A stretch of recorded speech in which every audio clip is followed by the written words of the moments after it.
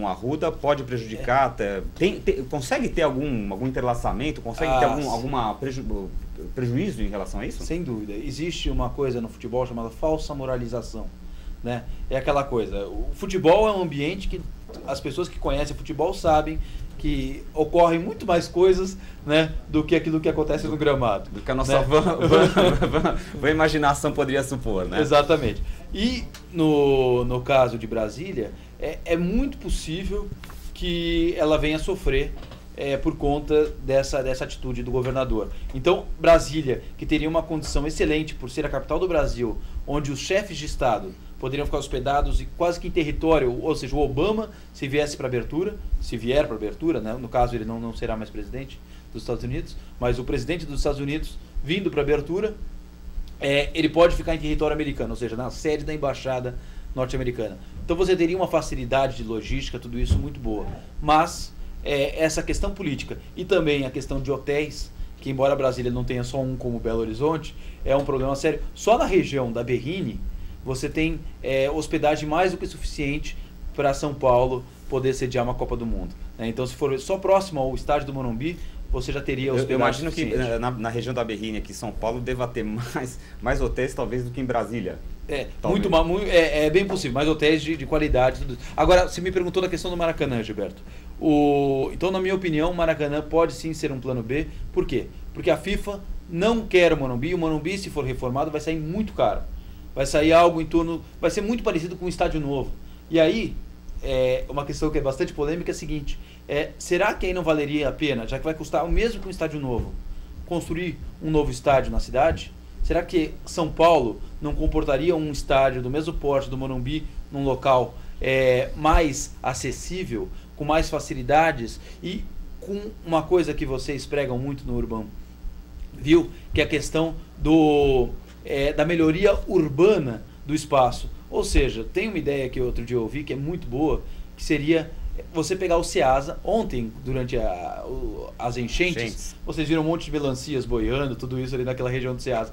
Imagina se você tirasse o Ceasa, levasse ele para o Rodoanel, ou seja, evitasse que os caminhões entrassem na cidade para abastecer o Ceasa, e com isso os que compram também. Então você, com o impacto de melhoria de trânsito na Marginal, etc e tal, sem dúvida nenhuma, e você pega aquela área do Jaguaré onde está implantado o Ceasa, colocaria um novo estádio ali, né? Olha a melhoria urbana que você traria para aquela região, a valorização. O que a gente percebe nessa história toda é que, com planejamento, com uso de inteligência, o Brasil tem tantos profissionais, tem tantos especialistas, tem tantos, né?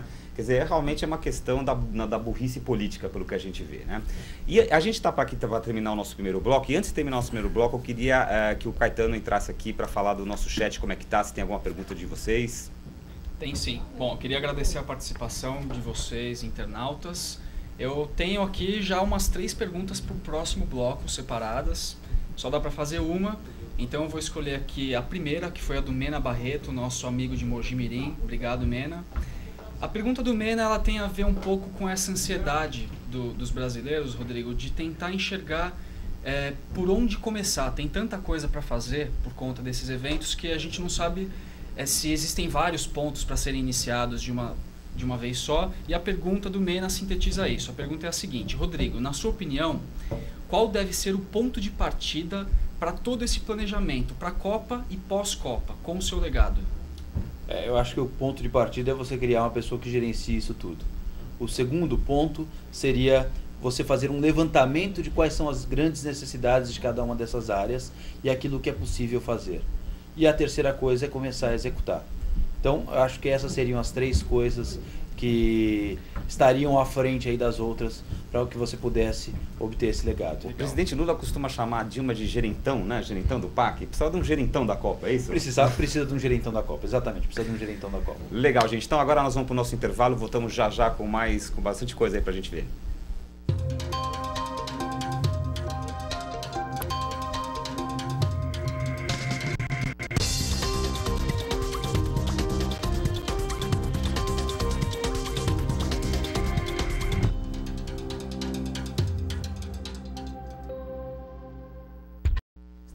De volta para o Urban View, e o nosso entrevistado do programa de hoje, Rodrigo Prada, jornalista da Mandarim Comunicação.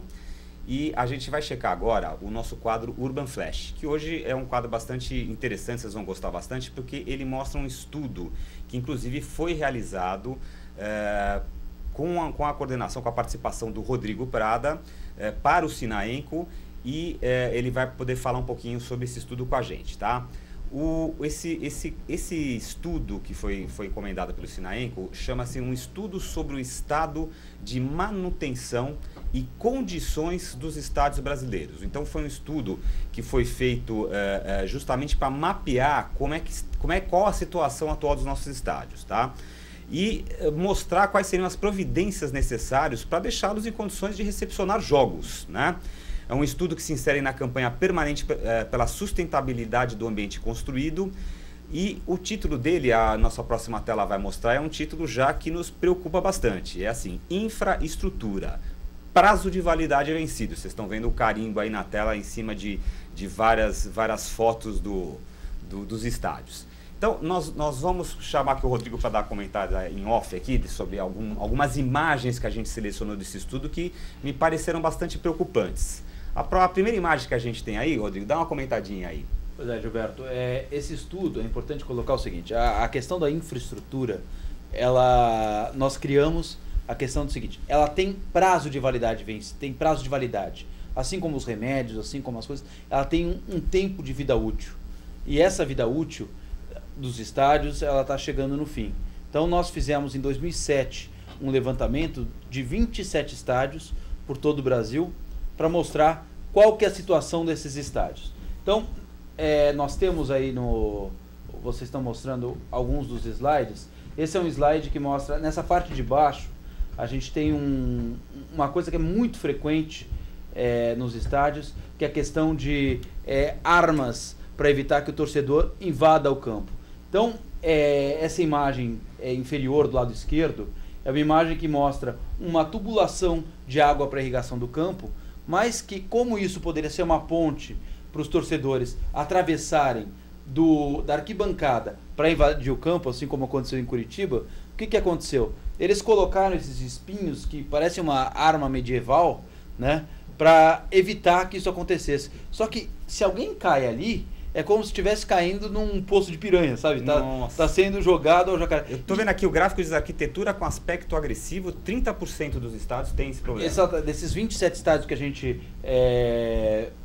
vistoriou, 30% dos estádios apresentam problemas como aqueles, com arquitetura agressiva e com armas medievais para poder conter o torcedor. E nessa segunda tela aí está mostrando o seguinte: estádios não têm assentos adequados às exigências da FIFA. 82% dos nossos estádios não tem.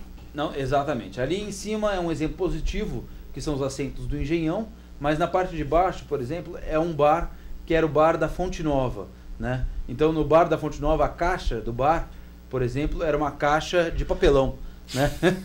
Parece brincadeira. Ali do lado direito, na parte inferior também, é um estádio em Pernambuco, que é o estádio do Santa Cruz, que tem um pilar no meio. Isso, do ponto de vista de engenharia e arquitetura, é um grande absurdo, porque você, na saída do estádio, você tem que dar vazão para os torcedores. Tem que dar vazão, principalmente numa situação de emergência, né? Exatamente. Então, aí, o próximo slide aí mostra a questão da falta de manutenção. 80% dos estádios precisam de reparos estruturais. Esse é o grande problema. Ali, na parte inferior de baixo, é o estádio da Fonte Nova.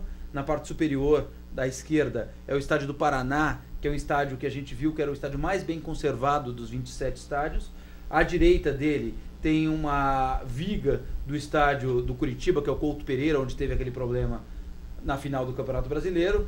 E na parte de baixo é o estádio do Olímpico também, que tem problemas de armaduras expostas. Esse foi um problema encontrado em 80% dos estádios, e foi isso que causou aquele acidente da Fonte Nova que matou 7 pessoas. Aliás, em novembro de 2007. Um acidente de triste lembrança, né? Exatamente. Olha, aqui a gente tem um exemplo também na tela aí do Olímpico Monumental de Porto Alegre, Rio Grande do Sul. A lona utilizada para separar as torcidas impede a visão do gol. Lona utilizada para separar torcidas, Rodrigo? Pois é, isso é comum no Morumbi, é comum no Olímpico, é comum nos estádios de Pernambuco, porque a polícia ela tenta evitar esse tipo de confronto entre os torcedores. Então eles colocam essa lona. Só que, por exemplo, ali tem uma pessoa sentada que ela não consegue ver o gol que acontece do lado de lá. Ela compra o seu ingresso, paga inteira e não consegue ver o jogo. Isso é uma